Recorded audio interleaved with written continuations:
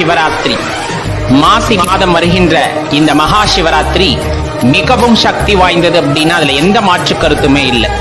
நமக்குள் உறங்கிக் கொண்டிருக்கின்ற அதீத சக்திகளை எழுப்புவதற்கான நாள் அப்படின்னு சொன்னா இந்த மகா சிவராத்திரியை சொல்லலாம். நமக்குள்ள இருக்கின்ற அந்த ஆற்றல்கள் மேலெழும் நாள் அப்படின்னாலும் இந்த மகா சிவராத்திரியை குறிப்பிட்டு சொல்லுவாங்க. இது பெரும்பாலும் பாத்தீங்க அப்படின்னா உடலுக்கு பலவிதமான சக்திகளை வாரி வழங்கக்கூடியது. நமக்குள் இருக்கின்ற உயிர் சக்தியை தட்டி எழுப்பக்கூடிய நாள் அப்படின்னு சொன்னா இந்த நாளை நம்ம குறிப்பிட்டு சொல்லுவோம். அவ்வளவு சிறப்பான நாள்.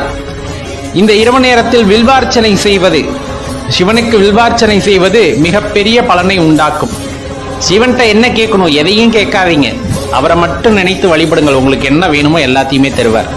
குடும்பத்தில் இருக்க கஷ்டம் நீங்கிறது, வேலை இல்லாம இருக்கிறது, திருமணம் கை கூடாம இருக்கு, இன்னும் என்னென்ன பிரச்சனைகள் இருந்தாலும் சரி, வழிபாட்டை ஆரம்பிக்கும் முன்பு விநாயகரை வழிபட்டு கொண்டு சங்கல்பம் செய்து கொண்டு அந்த விரதத்தை மேற்கொள்ளுங்கள்.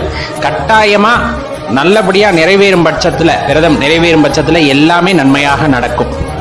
நிறைய அதிர்வுகளை உணர்வீங்க. அன்னைக்கு சிவபெருமான் அபிஷேக பிரியர் அப்படின்ட்டு அழைக்கப்பெறுவார். அதனால பாத்தீங்கன்னா இந்த சிவராத்திரி அன்று நடக்கின்ற 4 கால பூஜைகளில் உங்களால் முடிந்தால் அபிஷேகத்திற்கு என்ன பொருள் குறைந்தபட்சம் வாங்கி தர முடியுமோ ஆலயங்களுக்கு வாங்கி தாருங்கள். இல்லையா, முடிந்த அளவுக்கு வில்வம் வாங்கி கொடுக்க முடியும், கட்டாயமா வில்வத்தை வாங்கி கொடுங்கள்.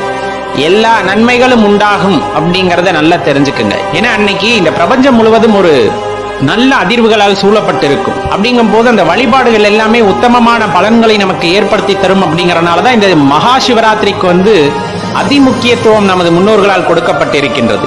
அந்த சிவராத்திரி தான் மகா சிவராத்திரின்னு குறிப்பிடுவோம். அதற்கு அதிமுக்கியத்துவம் காரணம் மிகவும் சக்தி வாய்ந்த நாள் அப்படின்ட்டு குறிப்பிடுவாங்க.